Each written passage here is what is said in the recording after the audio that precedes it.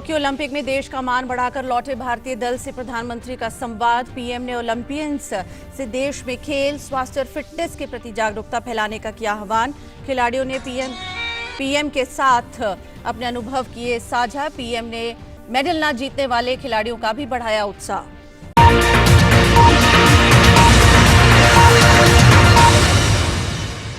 अफगानिस्तान में उथल पुथल जारी। उपराष्ट्रपति अमरुल्लाह सालेह ने अफगानिस्तान के संविधान के अनुसार कार्यवाहक राष्ट्रपति होने का दावा पेश किया। अमेरिका और ब्रिटेन हालात पर चर्चा के लिए G7 बैठक आयोजित करने के लिए सहमत। यूरोपीय संघ ने कहा, जब तक मानवाधिकारों का सम्मान नहीं, तालिबान के नहीं कोई संबंध।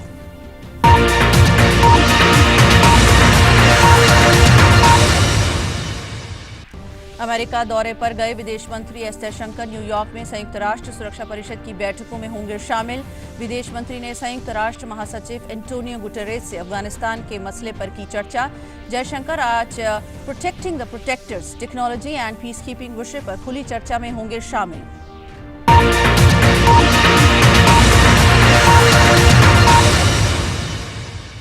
भारत में कोरोना के खिलाफ जंग जारी। देश में कुल सक्रिय मामलों की संख्या मार्च 2020 के बाद सबसे कम। वहीं टीकाकरण अभियान सफलतापूर्वक जारी। देश भर में अब तक 56 करोड़ से अधिक कोविड रोधी टीके लगाए गए।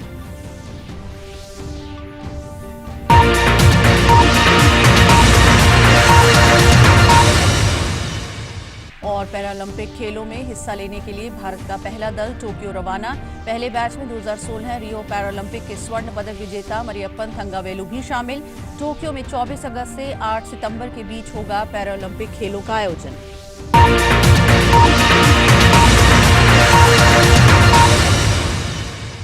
टोक्यो ओलंपिक 2020 में देश का मान बढ़ाकर लौटे भारतीय खिलाड़ियों के साथ प्रधानमंत्री नरेंद्र मोदी ने खास मुलाकात की। पीएम ने ओलंपियंस से देश में खेल, स्वास्थ्य और फिटनेस के प्रति जागरूकता फैलाने का आह्वान किया। खिलाड़ियों ने पीएम के साथ अपने अनुभव साझा किए। पीएम ने मेडल न जीतने वाले खिलाड़ियों का भी उत्साह बढ़ाया। पीएम मोदी ने एक एक खिलाड़ी के साथ मिलकर बातचीत की और खिलाड़ियों के मेडल के साथ फोटो भी खिंचवाई। हॉकी में 41 साल के सूखे को खत्म करके ब्रॉन्ज मेडल जीतने वाली भारतीय पुरुष टीम ने पीएम मोदी को ऑटोग्राफ की गई हॉकी स्टिक गिफ्ट की। गौरतलब है कि इस बार का ओलंपिक भारत के लिए यादगार रहा और देश ने पहली बार कुल 7 मेडल अपने नाम किए। नीरज चोपड़ा ने एथलेटिक्स में 100 साल के लंबे इंतजार को खत्म करते हुए ट्रैक एंड फील्ड में देश को पहला मेडल दिलाया। उन्होंने अपना गोल्ड मेडल दिग्गज धावक मिल्खा सिंह को समर्पित किया था। रवि दहिया ने कुश्ती में और मीराबाई चानू ने वेटलिफ्टिंग में देश को सिल्वर मेडल दिलाया था। वहीं पीवी सिंधु, बजरंग पूनिया, लवलीना ने ब्रॉन्ज मेडल अपने नाम किया था।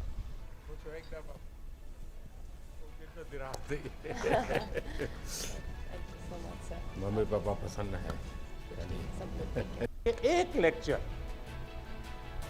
पोषण के संबंध में, न्यूट्रिशन वैल्यू के संबंध में, क्योंकि खिलाड़ी के जीवन में वो बहुत बड़ा होता है, विकास के लिए भी जुड़ा होता। आज आप हैरान हो जाएंगे, हमारी जो बच्चियां हैं वो 13, 14, 15 साल में ऐसी एनेमिक कंडीशन में होती हैं कभी कभी, और 5 साल 10 साल के बाद जो वो मां बनेगी वो बच्चा स्वस्थ पैदा ही नहीं हो सकता। और जिस देश का बचपन स्वस्थ ना हो वो देश भी कभी स्वस्थ नहीं हो सकता। और एक बहुत बड़ा सामाजिक काम मैं आपको इसलिए कह रहा हूं, स्पोर्ट्स पर्सन जब कहता है तो इस विषय में वो विश्वास करता है, हाँ यार देखिए ये यहां तक पहुंचा तो खाने में उसने नियमों का पालन किया। तो मैं आपसे एक अपेक्षा करता हूं कि आप एक तो खुद कॉलेज के बच्चों से मिले तो क्या बोलना, स्कूल के बच्चों से मिले तो क्या मिला बताना, प्राइमरी बच्चों से मिले, ऐसे 3-4 विषय तैयार करके ऑनलाइन सब अवेलेबल होता है। मैं भी आपको नोट भेज दे, डिपार्टमेंट ऐसी व्यवस्था करूंगा। लेकिन आप एक लेक्चर तैयार कीजिए और उनको समझाइए, और मैं समझता हूं कि एक बहुत बड़ी सेवा होगी।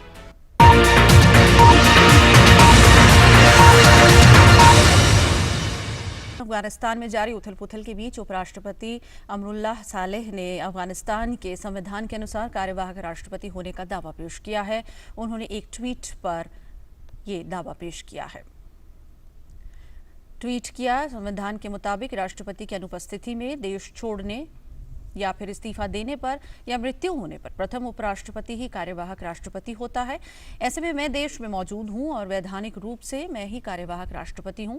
मैं सभी नेताओं से संपर्क में हूं और उनका समर्थन और सहमति ले रहा हूं। तालिबान मुख्य शांति वार्ताकार रह चुके अब्दुल्ला के अलावा पूर्व राष्ट्रपति हामिद करजई सत्ता परिवर्तन को लेकर तालिबान के साथ संपर्क में हैं। अफगानिस्तान में मची अफरा तफरी और असुरक्षा के बीच तालिबान ने सरकारी अधिकारियों से खास अपील की है। उन्होंने कहा कि सभी को आम माफी दी जा रही है और सभी काम पर लौटें, अपना रूटीन काम शुरू करें और भरोसे के साथ आगे बढ़ें। वहीं सरकार के गठन को लेकर अगले 1-2 दिन में तस्वीर स्पष्ट हो सकती है। अफगानिस्तान के काबुल शहर के एक वीडियो में कुछ अफगानी महिलाएं हाथ में बैनर लिए हुए तालिबान का विरोध कर रही हैं, जबकि वहां तालिबान के लड़ाके भी मौजूद थे। ये महिलाएं तालिबान से समान अधिकार मांग रही हैं। उनकी मांग है कि उन्हें सत्ता और रोजगार में बराबरी की भागीदारी चाहिए। तकरीबन 10 तालिबानी लड़ाके वहां मौजूद हैं और सबके हाथों में हथियार भी हैं। बावजूद इसके ये महिलाएं बिना किसी डर के तालिबान को चुनौती दे रही हैं। ये वीडियो सोशल मीडिया पर वायरल हो रहा है।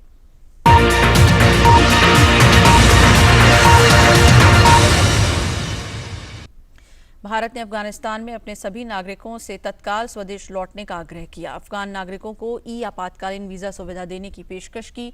गृह मंत्रालय ने अफगानिस्तान की मौजूदा स्थिति को देखते हुए वीजा प्रावधानों की समीक्षा की है। भारत में प्रवेश के लिए वीजा आवेदनों के तुरंत निपटान के लिए इमरजेंसी एक्स मिस्क वीजा नामक इलेक्ट्रॉनिक वीजा की नई श्रेणी बनाई गई है।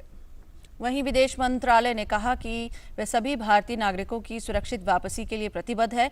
काबुल हवाई अड्डे से व्यावसायिक उड़ानें दोबारा शुरू होते ही भारत फिर फ्लाइट्स संचालित करेगा।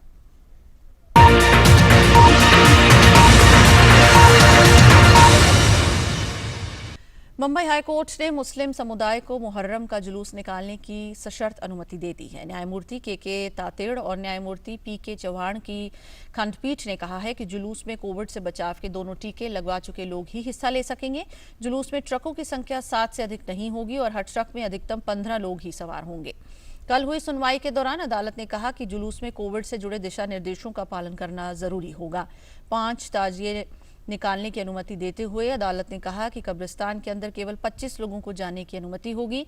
गैर सरकारी संगठन ऑल इंडिया तहफाजे हुसैनियत की याचिका पर बंबई उच्च न्यायालय ने यह आदेश जारी किया। संगठन ने याचिका में मुहर्रम के दौरान जुलूस निकालने और धार्मिक रीति रिवाजों को पूरा करने की अनुमति मांगी थी। महाराष्ट्र सरकार ने इस याचिका का विरोध किया था। उच्च न्यायालय ने कहा है कि लॉकडाउन के नियमों में काफी ज्यादा छूट पहले ही दी जा रही है और इसलिए मुहर्रम का जुलूस निकालने की सशर्त अनुमति देना चिंता का विषय नहीं होना चाहिए।